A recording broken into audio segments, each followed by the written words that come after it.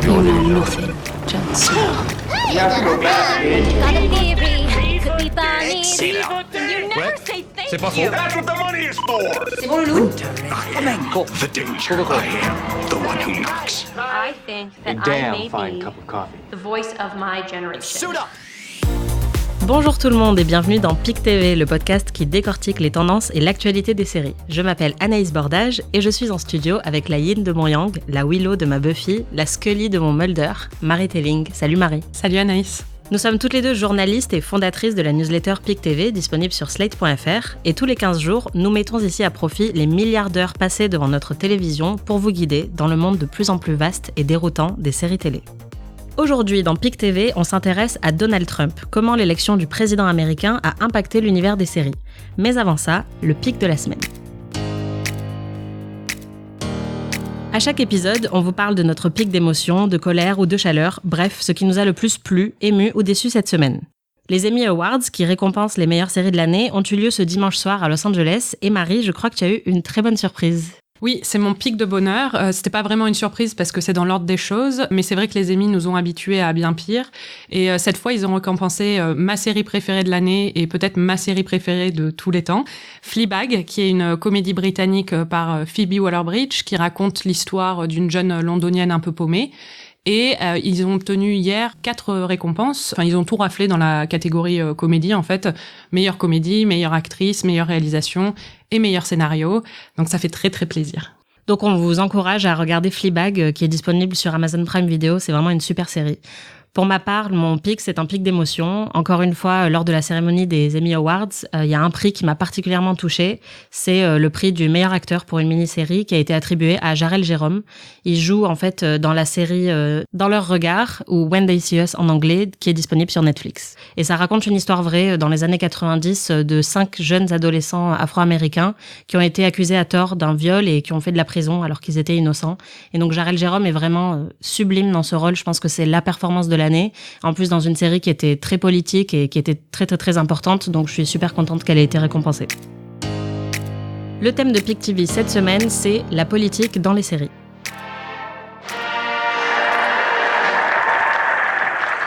Please raise your right hand and repeat after me. I, Donald John Trump, do solemnly swear.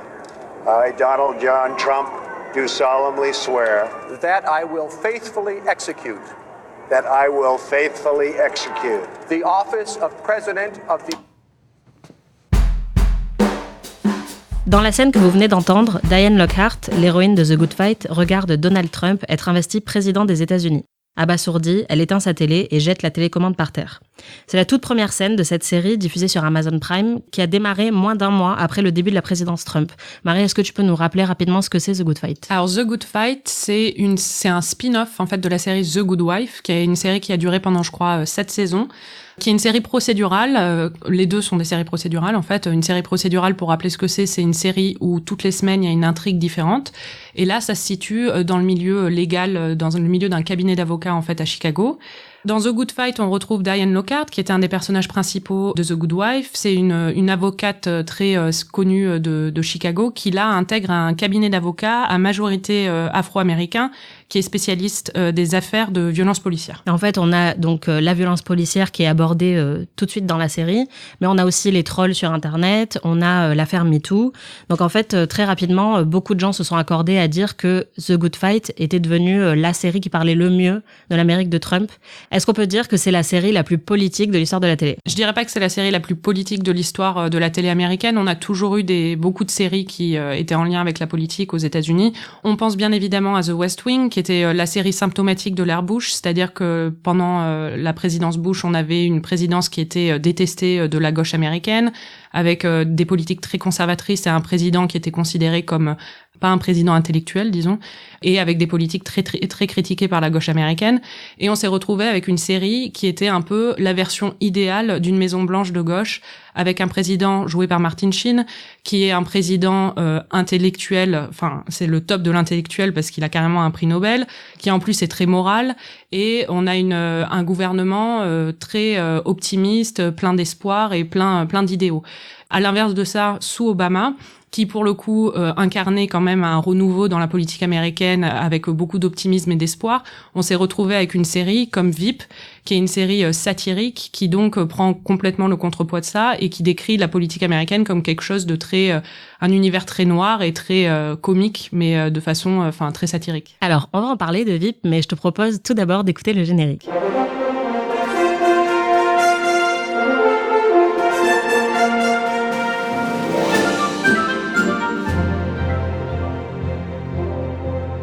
Donc c'était le générique de VIP. En fait, ce qui est intéressant avec cette série, c'est qu'elle prend vraiment le contrepoids de la politique américaine de l'époque. C'est-à-dire que sous l'ère Obama, il y avait une vision assez optimiste de la politique. Et donc la série a pu se permettre d'aller vraiment très loin dans la satire et dans la cruauté, en fait. Oui, ce qui veut pas dire que ce soit pas une série qui soit pas proche de la réalité, parce que les gens qui travaillent à Washington, justement, en majorité, ont tous dit que c'était la série qui était la plus proche de la réalité politique américaine. Donc ça donne un peu une idée de ce qui se trame dans les couloirs de Washington, mais que c'était en tout cas beaucoup, beaucoup plus proche de la réalité que The West Wing. Et alors le problème, c'est que quand Trump est élu, VIP, qui s'est construite sur la présidence Obama, doit complètement changer de registre. La réalité a dépassé la satire et on se retrouve avec, alors que Selina Meyer était un exemple d'amoralité, d'incompétence, Selina Meyer qui est le personnage principal en fait de VIP, on se retrouve là avec un président qui représente encore plus l'immoralité et l'incompétence aux yeux du public américain. La série doit d'un coup mettre les bouchées doubles dans la dernière saison pour rendre ça encore plus satirique et aller encore plus loin pour vraiment correspondre avec l'air du temps et avec ce qui se passe à Washington. Et on se retrouve avec un personnage comme Jonah, qui à la base était un personnage qui était le comble du ridicule dans cette série, qui devient un candidat crédible à la présidence américaine. Et faut pas oublier qu'il y a plein d'autres séries qui ont parlé de politique. Il y a eu House of Cards dans les plus récentes et les plus connues. Il y a aussi eu Murphy Brown ou Spin City. Donc c'est vrai que c'est quelque chose d'assez courant dans le paysage télévisuel, surtout américain. Oui, voilà. Et ça nous amène à The Good Fight, la série dont on parlait au début de cette émission, qui, elle, a été entièrement diffusée après l'élection de Trump, mais qui avait été conçue avant cette élection. Oui, la première saison a été filmée et écrite avant l'élection. Et c'est vrai qu'aux États-Unis, il n'y avait pas grand monde qui s'attendait à ce que Trump soit élu, donc ils avaient conçu la série comme une série sous la présidence Clinton. Et ils se retrouvent d'un coup avec le président Trump et ils ont dû refilmer certaines scènes, dont la scène d'ouverture qu'on a passée tout à l'heure, où Diane découvre l'élection de Trump. Et ce qui s'est passé, c'est que la saison 1 a abordé la présidence de Trump, mais pas autant que la saison 2 et la saison 3, parce que à ce moment-là, la saison 2 a été écrite sous la présidence Trump. Donc ils avaient beaucoup plus de marge pour écrire toutes ces intrigues. Et c'est justement dans la saison 2 que là, on tape quasiment tous les sujets d'actualité de la politique américaine. On a une multitude de sujets d'actualité abordés comme l'affaire Weinstein, les trolls en ligne dont je parlais tout à l'heure, mais on a aussi les suprémacistes blancs, et on a même toute une intrigue qui dure plusieurs épisodes où le Parti démocrate va contacter les avocats du cabinet de Diane pour leur parler de la possibilité de lancer une procédure d'impeachment contre Trump, ce qui était une réalité dans l'actualité politique, et qui leur demande de faire des recherches pour voir s'il y a une base juridique pour pouvoir lancer cet impeachment. On a aussi, dans un exemple un peu plus bas du front, la pipi tape, comme elle est appelée dans la série, ou la vidéo qui, soi-disant, montrerait Trump avec des prostituées dans une chambre d'hôtel en Russie, et un peu d'urine. Donc on a cette pipi tape qui est aussi abordée dans la série. Oui, les avocats reçoivent la vidéo et la visionnent. Et d'ailleurs, il y a même la scène où ils visionnent la vidéo, où on les voit juste regarder leur écran d'ordinateur qui a une espèce de lumière fluorescente jaune qui recouvre les personnages. C'est assez perturbant.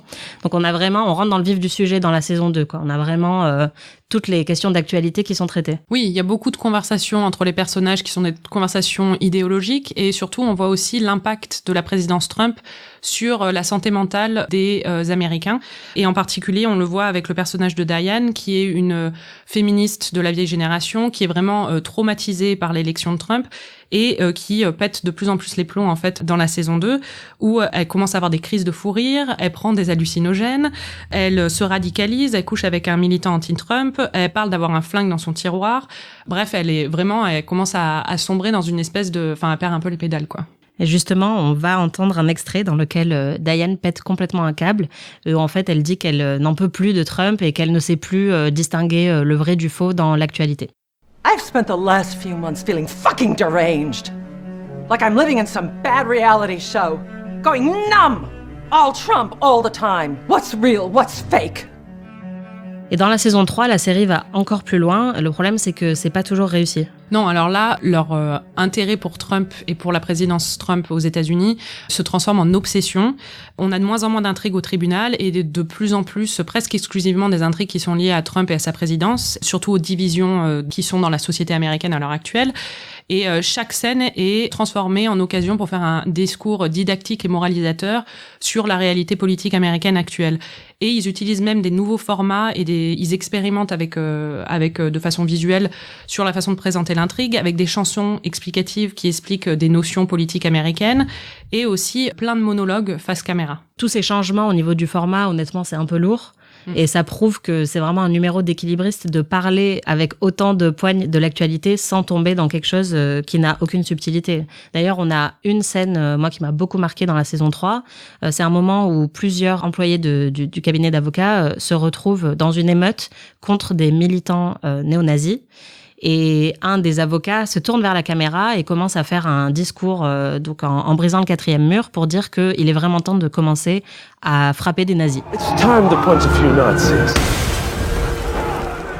Donc on vient de l'entendre, il y a plus trop de subtilité dans ce que le personnage annonce et c'est un peu ça le problème de cette série, c'est qu'il y a plus du tout de subtilité. Oui, et d'ailleurs la série finit vraiment par en pâtir et devient même assez pénible à regarder parce que ça devient plus anxiogène que la réalité même. En parlant de série anxiogène, il faut quand même parler de The Handmaid's Tale qui a immédiatement été associé, à tort ou à raison, à la résistance anti-Trump. The Handmaid's Tale, c'est une adaptation du bouquin La Servante écarlate de Margaret Atwood, qui est un bouquin qui est unanimement considéré comme féministe et qui parle d'une dystopie dans laquelle les femmes ont été asservies et sont juste utilisées comme des machines de reproduction et sont donc violées à répétition par les hommes qui ont besoin d'elles pour avoir des enfants. Très light. Voilà, assez déprimant. Et donc, la série qui sort quelques mois après l'investiture de Trump est tout de suite associée à la présidence Trump. Je dirais même que l'histoire de The Handmaid's Tale est tout de suite associée à la résistance anti-Trump, même avant la sortie de la série, c'est-à-dire qu'on voit au moment des marches des femmes, juste au moment de l'investiture de Trump en janvier, il y a beaucoup de panneaux dans la foule qui disent Margaret Atwood, donc l'autrice de The Handmaid's Tale, ça devrait être une dystopie et pas la réalité. Et donc, au moment où la série est diffusée en avril, quelques mois plus tard, elle a déjà ce statut, elle est déjà attendue comme la série de l'époque Trump et la série qui va montrer un peu le pire scénario possible d'un régime totalitaire et d'un régime anti-féministe, anti-femme, anti-personnes racisées, et donc vraiment le pire scénario imaginable pour la gauche américaine. Et je pense que c'est d'ailleurs le problème de la série, c'est qu'à la fin de la saison 1, qui se termine au même endroit que le livre, les scénaristes doivent inventer l'intrigue. Et ils ont tellement été associés, je pense, à la politique de Trump et à la résistance, qu'ils n'ont pas vraiment réussi à s'en détacher. Et donc, dans la saison 2, on sent qu'il y a une volonté de faire de la surenchère, d'aller encore plus loin dans la colère des spectateurs comme des personnages, sauf que le résultat, c'est en fait beaucoup de scènes de ce qu'on appelle du misery porn, donc c'est des scènes gratuites de violence envers les femmes qui sont vraiment insoutenables, qui n'apportent rien à l'intrigue et qui tombent vraiment comme un cheveu sur la soupe dans la série, quoi. C'est assez horrible à regarder et je pense que personne à ce moment-là n'avait envie de voir ça, quoi. Et oui, et pour compenser ces scènes insoutenables, on a des espèces de discours féministes vides de sens qui sont proférés par June, l'héroïne de la série, qui commence à dire fuck this, j'en peux plus, machin, mais qui au final ne fait rien. Elle est toujours dans un espèce de carcan. En fait, c'est un peu ça le problème, à la fois pour The Good Fight et pour The Handmaid's Tale, je pense, c'est que elles ont été tellement rattachées à cette actualité politique qu'elles n'arrivent plus à s'en détacher. Et ce qui se perd en chemin, c'est la subtilité de l'intrigue. On a l'impression de les voir traîner des boulets scénaristiques avec ces gros thèmes politiques qui tiennent totalement à poursuivre, quoi. En revanche, il y a une série qui arrive très bien à parler de l'Amérique de Trump en ce moment, c'est celle-ci.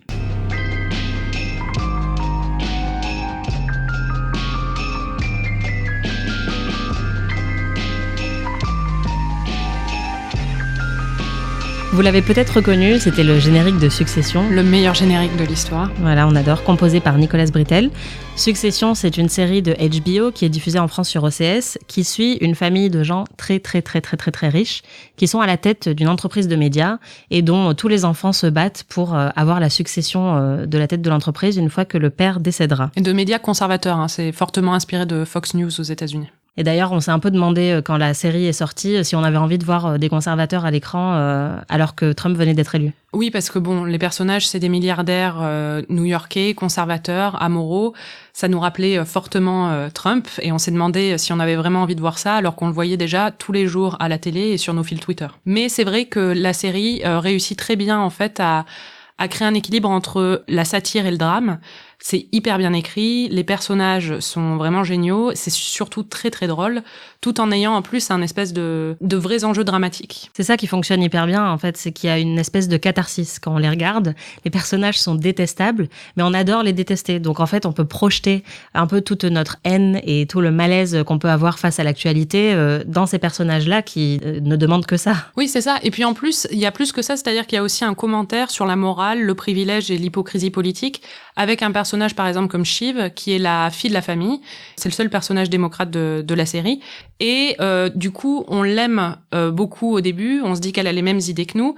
Et on la découvre de plus en plus au fil des saisons et au fil des épisodes comme un personnage très hypocrite et qui est peut-être beaucoup plus amoral que d'autres personnages de la série qui, eux, s'assument plus comme des personnages conservateurs, comme Kendall, le fils de la famille. Non, et ce qui est génial dans cette série, c'est que ça rappelle effectivement beaucoup l'actualité, mais c'est une série qui n'oublie jamais d'être un divertissement. Contrairement, je pense, à The Handmaid's Tale et The Good Fight, qui sont tellement obnubilées par cette histoire de politique qu'elles en ont oublié d'être intéressantes. Oui, ça en devient badant. Non, c'est ça. Et nous, en fait, en tant que spectatrices, on a quand même envie de consommer quelque chose qui nous divertisse, qui nous fasse un peu réfléchir. Et Succession réussit vraiment l'équilibre des deux à la perfection. Ouais, voilà. Marie, au final, je te propose de jouer un petit jeu. Oui. Qui s'appelle Fuck, Marry, Kill, qui est assez populaire aux États-Unis. C'est mon jeu préféré. Ça consiste à choisir entre 3 propositions et de savoir qui on va épouser, qui on va tuer et avec qui on va coucher. Et donc, je te propose de faire ça avec les séries dont on a parlé aujourd'hui. Donc, entre Succession, VIP, The Good Fight et The Handmaid's Tale, Fuck, Marry, Kill, laquelle tu épouses, laquelle tu tues, etc. Alors, c'est très facile. Moi, j'épouse VIP parce que c'est une de mes séries préférées et qu'elle me fait constamment rire. Je couche avec Succession parce que c'est toujours un plaisir. Et je tue The Handmaid's Tale et The Good Fight, surtout la saison 3 de The Good Fight. Pas mal, pas mal. Moi, je pense que j'épouse Succession. Parce que c'est vraiment l'amour de ma vie. Je fais peut-être un trouble avec Succession et The Good Fight, ça peut être intéressant. Ah bon? Ouais. Je tue The Handmaid's Tale comme toi, parce qu'à mon avis, il n'y a plus grand-chose à sauver, et je couche avec VIP. Très bien. On est pas mal, je pense. C'est bien. Avant de se quitter, Marie, le truc à voir cette semaine, c'est encore une fois une série politique. Ça s'appelle Les Sauvages et c'est une nouvelle série Canal+, qui vient de sortir et qui est réalisée par Rebecca Zlotowski. On a beaucoup aimé Les Sauvages. Oui, alors Les Sauvages, c'est une série sur le premier président français d'origine maghrébine qui est joué par Roch Dizem. Et c'est une série qui s'intéresse beaucoup aux tensions dans la société française, à la politique aussi, et surtout c'est la politique en temps de crise en fait, en temps de crise d'État. Alors on va pas trop en révéler parce qu'on veut pas vous spoiler, mais disons que pendant toute la série, il y a quand même une grosse crise à gérer qui expose vraiment toutes les tensions qu'il peut y avoir. Si vous voulez savoir ce qui se passe, il suffit de regarder la bande-annonce, il révèle tout, donc on vous conseille de ne pas la regarder. Mais c'est vrai que c'est une série qui est très très bien réalisée, très bien jouée, avec un casting de rêve mené par Roch Dizem, Amira Khazar, Marina Foïs. Et puis il y a aussi surtout un casting majoritairement composé d'acteurs et d'actrices d'origine maghrébine, ce qui est quand même extrêmement rare à la télévision française. Enfin, moi, j'avais l'impression d'avoir jamais vu ça, et ça fait vraiment du bien de voir un peu de diversité à l'écran. Et ce qui est encore plus rare à la télévision française, c'est que c'est très très bien écrit, que c'est super haletant, et que ça donne envie jusqu'à la fin, et que ça rappelle un peu Bodyguard, la série de Netflix, la série anglaise qui est sortie l'an dernier avec Richard Madden. Avec moins de sexe quand même. Oui, il y a moins de sexe dans Les Sauvages, mais la fin de Bodyguard était vraiment, laissait vraiment à désirer, alors que là, la fin est tout aussi bonne que le reste, voire même encore meilleure. Oui, ça monte en puissance d'épisode en épisode. Voilà. Quoi. Donc on recommande Les Sauvages, qui est, comme on vous le disait, disponible sur Canal+. C'était le premier épisode de PIC TV. Merci à tous de nous avoir écoutés. Merci Marie. Merci Anaïs. PIC TV, c'est un podcast à retrouver tous les 15 jours sur slate.fr ou sur votre appli de podcast préféré. Mais c'est aussi une newsletter à retrouver également sur slate.fr dès la semaine prochaine. En attendant, vous pouvez nous donner 5 étoiles ou nous contacter sur les réseaux sociaux pour nous dire qu'on est trop génial. À plus!